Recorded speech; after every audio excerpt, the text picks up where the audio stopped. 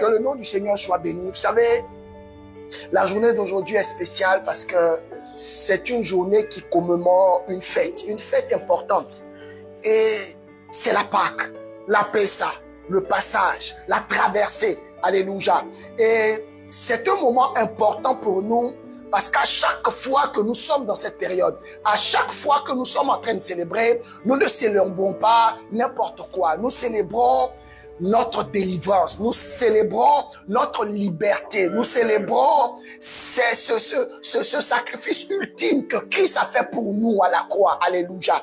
Vous vous rendez compte que voilà quelqu'un qui, Dieu, de par sa position, décide de venir sur la terre pour sauver l'humanité. Et la Bible dit que il décide pas de venir comme un Dieu quelconque. Il vient d'une manière particulière. La Bible dit qu'il se localise dans la bassesse d'une femme. Et cette femme était vierge du nom de Marie. Et la Bible dit que quand il vient, il y a eu plusieurs événements qui se sont succédés. Et ces événements avaient été prophétisés. Et ces événements avaient été annoncés. Et la Bible dit que pendant que l'enfant s'apprêtait à venir, la Bible dit qu'il part dans un hôtel, Joseph et Marie. Et quand ils partent, la Bible dit qu'il n'y avait pas de place. Ça veut dire que cet homme-là, quand il vient sur la terre, toutes les conditions n'étaient pas réunies pour qu'il vienne. Mais tout cela était en prélude. Parce qu'il voulait que toi et moi, nous soyons dans les conditions. Alors la Bible dit que, puisqu'il n'y avait pas de place, il a décidé, et ses parents ont décidé d'aller sur une étable, là où il y avait des bœufs, dans une condition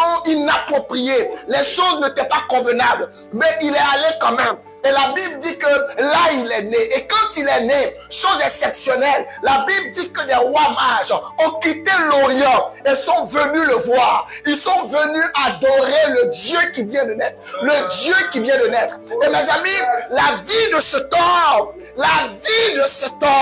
est un enseignement du début jusqu'à la fin. C'est la raison pour laquelle, quand nous voyons que nous nous réjouissons, quand vous voyez que nous sommes en train de nous réjouir, nous ne nous réjouissons pas parce que nous n'avons pas vu quelque chose. Nous ne nous réjouissons pas parce que nous avons envie seulement de nous réjouir. Mais nous croyons en un Dieu qui est totalement vivant et dont la vie est un message. Alléluia. Alors la Bible dit qu'il naît à l'âge de 12 ans. Il se met à parler comme un enseignant. Il se met à enseigner comme un docteur. Il se met à apprendre la sagesse auprès des docteurs. Et ils se sont même posé la question de savoir d'où lui vient cette intelligence, d'où lui vient cette sagesse. Mais il était en train de se préparer. Et pendant 30 ans, il se prépare. Et pendant 30 ans, il se prépare. Mes amis, comprenez que ce Dieu-là, il n'était pas venu sur la terre pour plaisanter. Il n'était pas venu sur la terre pour plaisanter. Il venait pour me sauver. Il venait pour te sauver. Alléluia. Et la Bible dit que à partir de 30 ans, il décide maintenant de faire le ministère. Oh, il a fait des choses exceptionnelles. Il choisit 12 disciples. Et de ces disciples qu'il choisit, c'était des gens qui n'étaient pas parfaits, mais c'était des gens qui avaient quelque chose. C'était des gens qui avaient une identité. C'était des gens qui, malgré leurs insuffisances, ils avaient quelque chose de particulier. Pierre avait quelque chose de particulier. Jean avait quelque chose de particulier. Jacques avait quelque chose de particulier. Et aujourd'hui, je peux te dire que toi aussi, tu as quelque chose de particulier parce qu'il t'a choisi. Et chaque fois que nous faisons la Pâque, souviens-toi que s'il a posé le doigt sur toi, c'est que tu as aussi quelque chose de particulier. Alors, la Bible dit qu'il commence à faire des choses. Il commence. Il fait des miracles. Il fait des prodiges. Mais il se prépare. À chaque fois qu'il posait un pas, il disait, je suis venu accomplir l'œuvre de mon Père. À chaque fois qu'il faisait quelque chose, il a fait des choses exceptionnelles. Je me souviens comme ça d'une histoire dans Jean chapitre 4 où la Bible dit que pendant que les disciples et tout le monde, ils avaient marché pendant des kilomètres, ils étaient tous fatigués et c'était l'heure pour manger. Il a dit aux disciples, allez payer de la nourriture, moi je vais rester là. Pourquoi? Parce qu'il avait planifié qu'il avait rendez-vous avec quelqu'un. Alléluia. Et la Bible dit que pendant qu'il était midi et que le soleil était au firmament, il était assis là et il attendait. Il y avait une femme femme qui n'était pas venue et qui n'avait pas puisé l'eau le matin comme toutes les autres femmes, mais qui était venue à midi, à une heure où normalement on ne puise pas l'eau, parce que c'est l'heure pour manger, c'est l'heure pour préparer la nourriture. Mais elle ne savait pas qu'est-ce qui l'avait guidé ce jour-là. Elle avait rendez-vous avec le maître. Je veux dire à quelqu'un, je ne sais pas de quoi tu es, je ne sais pas comment ta vie se déroule, mais si Dieu t'a donné rendez-vous, oh, si Dieu t'a donné rendez-vous, je te dis, pendant le temps de la Pâque, je te dis, si Dieu t'a donné rendez-vous, assurément, il sera là, comme un homme fidèle, comme d'habitude, il va honorer le rendez-vous. Alors il se pointe au rendez-vous, et quand Jésus est là, la dame arrive. Chose exceptionnelle. Il dit, je connais ta vie. Ta vie n'est pas un modèle. Ta vie est une vie désordonnée. Mais je te dis, ta vie va basculer. Ta vie va changer. Ta vie va prendre une autre tournure. Et à compter de cet instant, comme tu as été la dernière personne à avoir des nouvelles, je vais faire de toi celle qui va être la première à annoncer une nouvelle qui va marquer l'histoire. Alors elle rentre à Samarie pour dire, j'ai vu le Messie. Elle rentre à Samarie pour dire, je l'ai vu. J'ai vu celui-là que les Israélites attendent, que les Israéliens attendent, que le peuple attend, que la terre entière attend. Je l'ai vu et j'ai parlé avec lui. Alors, l'histoire de cette femme est racontée même encore aujourd'hui, parce que quand Jésus rentre dans une vie, quand il rentre dans une vie, cette vie est bouleversée à jamais. Alors, vous allez prendre le temps encore aujourd'hui, pendant que nous sommes en train de parler, même bien après, tu vas prendre le temps de te poser, de réfléchir. Le jour où tu l'as rencontré, bien aimé, ce jour-là doit marquer le début de quelque chose de fort.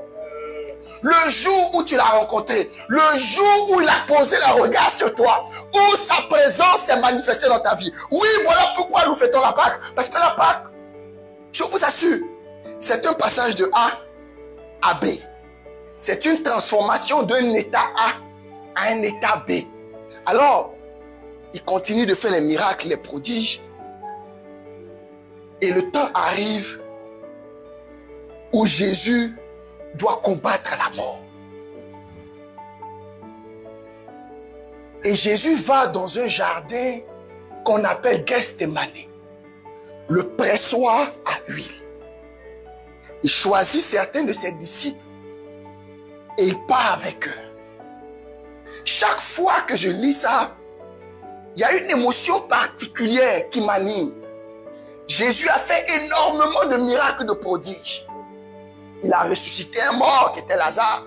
Il a guéri des lépreux, il a guéri des malades. Vous vous souvenez de l'aveugle qu'il a guéri. Vous vous souvenez du paralytique qui était au niveau de la piscine de Bethesda, 38 ans qu'il a guéri. Vous vous souvenez de la femme, perte de sang, 12 ans. Rien qu'à le toucher, elle a été guérie. Vous vous souvenez de celui-là qui, dans Jean chapitre 5, qui était malade et on ne savait pas si c'était son père ou sa mère qui avait péché. Jésus a pris de la salive qu'il a mis dans la terre. Il a pris la boue, il a appliqué. Jésus l'a guéri. Vous avez vu, Jésus a fait des choses exceptionnelles. La Bible dit que la fille de Jairus, elle était malade et même décédée. Il a ramené encore à la vie. Vous voyez Jésus qui allait guérir la femme, la belle-mère de Pierre. Il a fait des choses extraordinaires. Chose mémorable, c'est que il a fait cette action-là 2 fois. Les gens étaient venus pour l'écouter, ils n'avaient plus à manger. Il a juste pris 5 pains de poisson, il les a multipliés et toute une foule s'est mise à manger. Ils ont mangé jusqu'à ce qu'il y ait des restes. On pensait que c'était l'effet du hasard. Non, il a repris, il y a une seconde multiplication des pains.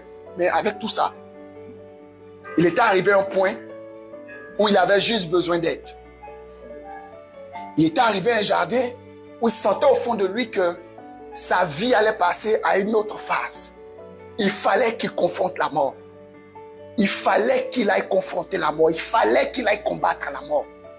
Alors, dans ce jardin, il a demandé à certains de ses disciples de l'accompagner et de prier avec lui pendant ne serait-ce que quelques minutes. Et son cœur battait à la chamade. Imaginez notre maître qui avait peur. Notre maître qui avait peur. Parce que ce qu'il allait poser comme acte ce jour-là allait être un acte mémorable qui allait traverser l'éternité. Alors, dans sa peur, il a demandé aux disciples, pardonnez, priez avec moi. Mais qu'est-ce qu'ils ont fait? Ils ont dormi. Vous savez, il arrive des moments où, de la même manière que nous avons besoin de Dieu, il arrive des moments où il a besoin de nous. Mais quand il a besoin de nous, il faut que tu sois là, présent, pour répondre présent. Parce que quand toi, tu as besoin de lui, il est là. Mais quand il a besoin de toi, il faut que tu sois là. Alors il a dit, vous n'êtes même pas capable de prier quelques minutes avec moi. Et la Bible dit qu'il était tellement angoissé que les capillaires sanguins, là, ont éclaté. Jésus était tellement inquiet jusqu'à ce qu'il dise, mais Jésus, Dieu, est-ce que cette coupe-là ne peut pas se déplacer? Dieu lui dit, ça ne peut pas. C'est le passage. L'humanité doit être sauvée et c'est le plan qui est là. Prophétiser des années, des années, des années. C'est ça, fais-le. Jésus dit, ok, non pas ma vie, non pas ma volonté, mais la tienne. Et voilà, après le jardin, on vient prendre Jésus. Et il y a un autre périple qui commence. On le prend, on le frappe, on le flagelle. Je vais vous éviter les détails parce que vous connaissez l'histoire. On a battu Jésus. Vous voyez, les Romains, c'était des gens barbares. Quand ils frappaient, c'était pas comme ça. On leur a dit que ce gars-là, il se fait passer pour quelqu'un qui n'est pas. Frappez-le, mais ne le tuez pas. Donc, ils l'ont frappé. Vous voyez leur corde, tel que les commentateurs disent, c'était des lanières en cuir, c'est-à-dire le vrai cuir. Ils prennent des lanières comme ça, ils mélangent 3 comme ça.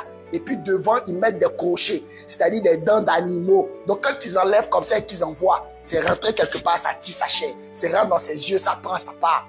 Peu importe, mais ils envoient et ils le flagellaient comme ça. Et imaginez, on est dans un chaud soleil. Et juste là, c'est-à-dire que, imaginez quand vous êtes blessé et qu'il y a la sueur qui tombe dans une plaie, où est-ce que ça fait? Il avait plusieurs plaies et la sueur tombe dedans. Autre chose encore plus remarquable, c'est que pendant qu'il était en train de vivre ça, il y avait des femmes qui étaient là, des femmes bienveillantes, des mamans. Elles sont venues et elles ont voulu lui donner une boisson qui était un peu comme un anesthésiant pour ne pas que, ou du moins pour qu'il sente moins la douleur. Jésus a dit non, je ne prendrai pas parce qu'il faut que je supporte cette douleur pour ne pas que toi et moi tu supportes la douleur. Jésus dit, je vais supporter cette douleur pour ne pas que toi et moi nous supportons cette douleur. Et la Bible dit, pendant qu'on le frappe, la douleur était intense. Il vivait, il avait mal. Il avait mal. Il avait mal. Et pendant ce même temps, il porte sa croix. Il a porté sa croix pendant des kilomètres jusqu'à ce que un Simon de Cyrène vienne pour pouvoir l'aider.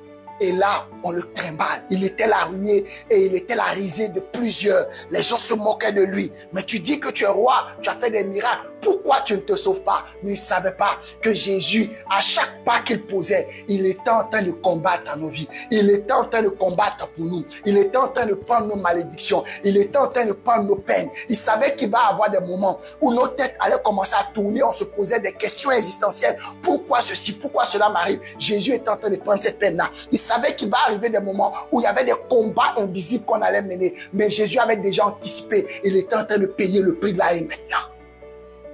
Voilà le mec qu'on suit. Et la Bible dit, dans cette douleur, il part. Mais pendant qu'il part, les gens continuent de le frapper. Les gens continuent de le frapper. Parce que là, l'animal, là, quand on prend 40 coups successifs, tu peux mourir.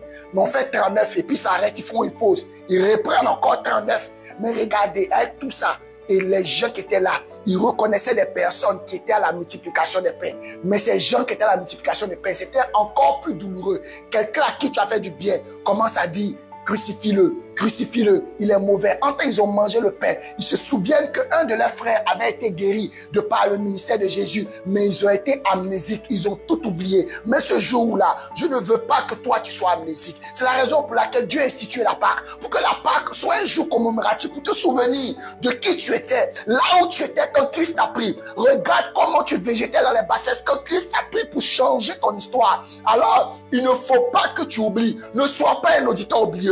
Il ne faut pas oublier, il faut te souvenir comme Christ veut que nous nous souvenons. Alors, il marche jusqu'à il va à Golgotha. Vous savez Golgotha?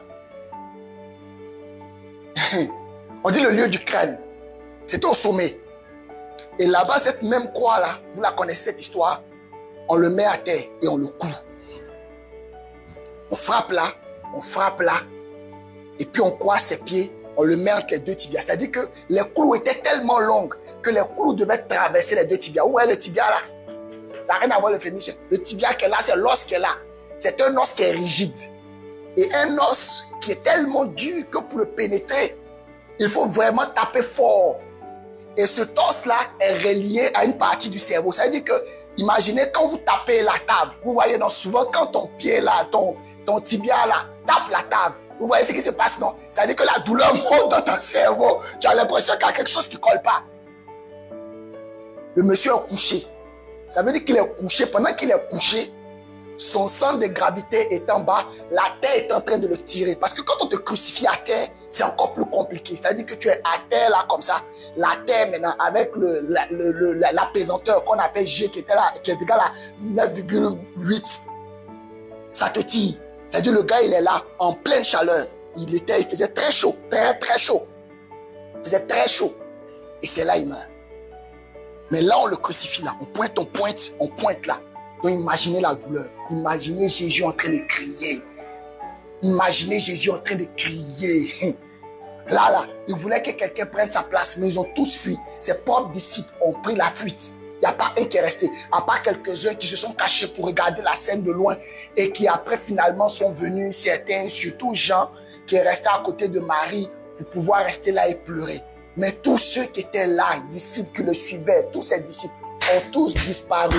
Parce que cette scène-là, elle était ignoble, elle était compliquée. Imaginez, vous voyez qu'il arrive des moments où on nous accuse pour des choses qu'on n'a pas faites. Vous voyez comment c'est douloureux, on ne peut pas dormir, on ne peut pas tuer, on se plaint souvent. On dit, mais pourquoi ça m'arrive, pourquoi on me dit ça? Mais la Bible dit, il a été frappé, flagellé, crucifié pour une chose pour laquelle il n'a pas faite. On l'accuse pourquoi? Si on demande aujourd'hui aux Romains, ils ne peuvent pas dire. Juste parce que c'est pas lui qui dit que c'est le roi des Juifs, c'est eux-mêmes qui disent que c'est le roi des Juifs. Lui, il dit qu'il est venu accomplir le mandat de son père. Et ce qu'il a dit est vrai. Mais eux, disant que c'est faux, on le crucifie. Et il est à la croix. Et pendant qu'il est à la croix, il y a encore là une conversation qu'il a avec les gens. C'est-à-dire que pendant qu'il est à la croix, il est au milieu de deux brigands. Donc, quiconque ne connaît pas l'histoire, qui passe en voyant les deux brigands qui étaient des chefs de cartel. Les deux brigands, c'était des tueurs, c'était des gens qui ont fait du mal à la population, c'est des gens qui ont tourmenté des familles. Donc, imaginons, on voit Jésus au milieu de ces deux-là, même si tu ne sais pas de quoi on parle. Quand tu vois là, tu dis voilà les trois voleurs. Donc, ils ont finalement associé Jésus à ces deux brigands qui, eux, effectivement, étaient des brigands et qui ont fait des choses difficiles et qui ont fait des choses peu recommandables. Mais ils l'ont identifié. Jésus est resté patient. Pourquoi? Parce qu'il voulait payer le prix pour toi et pour moi. Personne ne peut faire ça. Personne. Personne. Ni ton père, ni ta mère. Personne ne peut faire ce que Jésus a fait. Personne. Alors, à la croix, vous connaissez la fameuse conversation qu'il a avec ces deux brigands. Il y a un qui dit, je sais que lui là, il n'a rien fait. Quand on le regarde, on sait que ce n'est pas un brigand. Nous là, on a fait les trucs, je connais les trucs. Il y a un qui dit, gars, tu ne connais pas la vie des gens. Si tu vois ce monsieur-là, c'est qu'il a fait. Il n'y a pas de fumée sans feu. Et voilà celui qui a dit que je sais que tu n'as rien fait. Pardon, quand tu as parti, souviens-toi de moi. Juste cette seule phrase. C'est la tenue à côté de Jésus. Et il est rentré. Juste ça, vous voyez quelle est la bonté de ce Dieu. C'est-à-dire que juste quelqu'un qui a rendu témoignage de lui à la croix, dans un état désespérant, il a rendu hommage à Jésus pour lui dire, Jésus avec un amour infini lui a dit, tout ce que tu as fait là, je multiplie ça par 0. J'efface tes péchés là et maintenant, tu rentres avec moi. Est-ce que vous vous rendez compte de la profondeur, de l'amour infini de ce gars-là? Jésus. Et la Bible dit à la croix, il meurt. Il meurt. Mais quand il meurt, la Bible dit, la terre entière est recouverte de ténèbres. Comment quelqu'un qui est simple peut mourir? Imaginons, on est là, et puis on dit, il y a quelqu'un qui meurt à l'hôpital, Pierre Boucher, quelque chose comme ça, qui meurt là-bas. Et puis le gars, il meurt, non? Et puis des gens en Inde, des gens au Botswana, des gens en Côte d'Ivoire, des gens en Gambie, des gens aux États-Unis, des gens en Océanie, des gens en Australie. C'est-à-dire que à la seconde où il meurt, toute la terre entière, il fait noir. Même s'il est midi chez quelqu'un, même s'il est 18h chez quelqu'un, même s'il est 4h du matin, même si le soleil se réveille chez quelqu'un, chez tout le monde, ce jour-là, toute la terre était noire. Lui, il meurt et puis toute la terre est recouverte de ténèbres. Et la Bible dit que dans ce même instant, le voile du temple s'est déchiré. De haut en bas. Et vous savez que le voile du temple séparait dans le tabernacle le lieu saint du lieu très saint. Et le tabernacle était en son temps à Jérusalem. C'est la raison pour laquelle des gens quittaient leur ville, leur contrée, leur paysage et ils partaient à Jérusalem pour adorer Dieu parce que c'était là-bas qu'il y avait le tabernacle.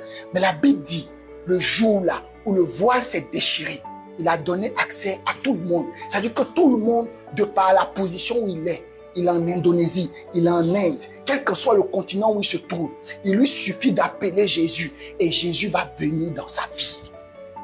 La grâce a été accessible pour tout le monde ce jour-là. Le voile s'est déchiré, alors la présence de Dieu s'est rendue accessible pour tout le monde. Voilà ce que le gars a payé comme prix. Alors, quand il meurt, je vais vous épargner tous les détails sur les cieux, tout ce qui était prophétique et qui était truc. Ok, il meurt. Il fait 3 jours et la Bible dit quand il sort des 3 jours, il a dit va vendredi, fait vendredi, samedi, dimanche. Il leur a dit, je vais être ressuscité. Mais les gens avec qui il était ne croyaient pas. Parce qu'ils n'ont jamais vu ça. Ils ne savent pas, le gars là. Et même ceux même qui l'avaient gardé, ils avaient un soupçon. Qu'est-ce qu'ils ont fait? Ils l'ont mis dans un endroit, ils ont bloqué l'endroit, ils l'ont mis dans une cave, ils ont fermé, ils ont pris une pierre et puis ils ont bloqué. Bon, vous dites à quelqu'un que c'est un menteur. Vous dites de quelqu'un, vous le crucifiez parce qu'en réalité, ce n'est pas un roi, c'est un menteur. C'est pas ça que vous dites de lui. Maintenant, il meurt. Et vous faites tout ce scénario-là, vous bloquez, quelqu'un meurt là, on le prend, on le dépose dans le truc et puis on passe à autre chose. Mais non, vous mettez des gardes. Pourquoi vous mettez des gardes? En plus de mettre des gardes qui font matin, midi, soir, qui font des rondes, ils mettent une pierre pour bloquer.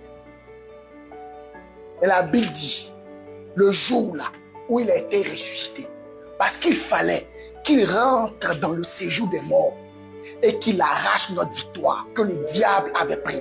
Il fallait qu'il rentre dans le séjour des morts pour récupérer ta guérison que le diable avait pris. Il fallait qu'il rentre dans le séjour des morts pour récupérer ta réussite que le diable avait pris. Il fallait qu'il rentre dans le séjour des morts pour redorer le blason de ton mental que le diable avait pris. Il fallait qu'il rentre dans le séjour des morts pour récupérer le courage que le diable avait pris. Il fallait qu'il rentre dans le séjour des morts pour récupérer ton intelligence que le diable avait pris. Il fallait qu'il rentre dans le séjour des morts pour redorer l'image de toi étant image et ressemblance de Dieu que le diable avait couvert. Il fallait qu'il rentre dans le séjour des morts pour récupérer la richesse que l'Éternel t'avait donnée et que le diable t'avait volée. Il fallait qu'il rentre dans le séjour des morts pour prendre la clé du bonheur, la clé de la paix, la clé de la satisfaction en Christ, la clé de la sûreté et de l'assurance en Christ. Et la Bible dit quand il ressort du séjour des morts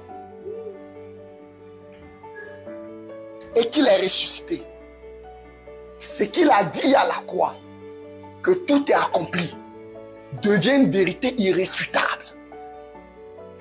Jésus dit à la croix, tout est accompli.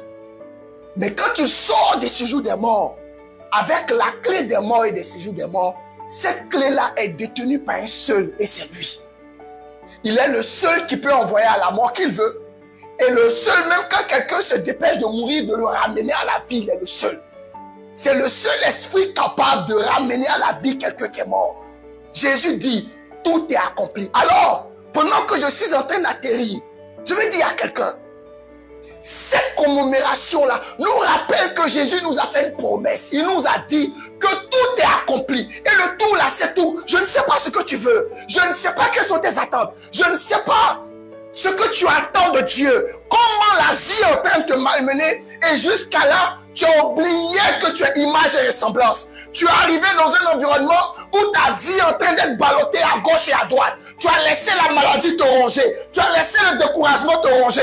Tu as laissé l'échec faire de toi une identité différente. Jésus dit ce jour que tout est accompli. Tout est accompli. Tu as besoin de quoi? D'argent? Tout est accompli.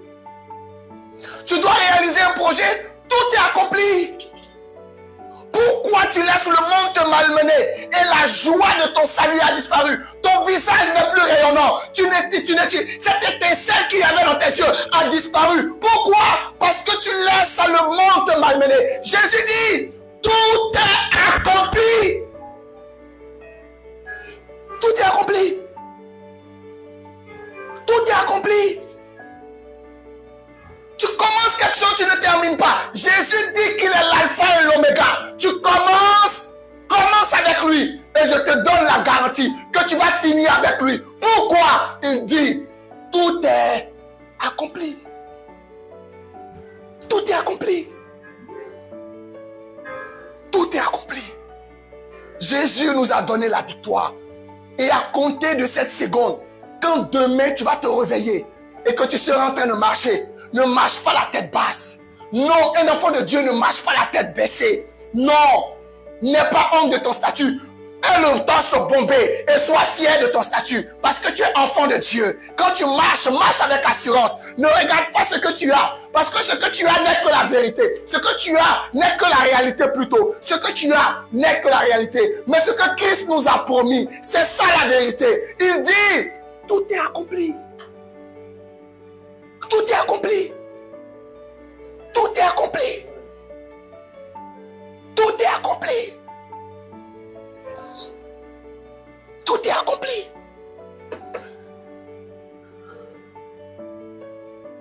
Tout est accompli.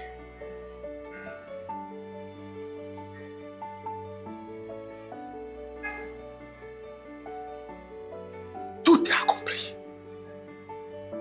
Je veux que tu le dises avec moi. Tout est accompli. Écris-le. Tout est accompli. Pendant que tu l'écris, dis-le. Tout est accompli. Je ne connais pas tes défis de l'instant. Mais Jésus dit, tout est accompli. Tout est accompli. Tu as des défis, tu as des challenges. Oui, il te dit ce soir, tout est accompli. Tout est accompli. Ce que tu es en train de vivre comme difficulté, il a déjà vécu, il sait. Tout est accompli. Ne l'oublie pas. Même si aujourd'hui tu te retrouves dans une position où tu n'as pas ce qu'il faut, dis-toi juste que tout est accompli. L'Éternel t'a déjà équipé.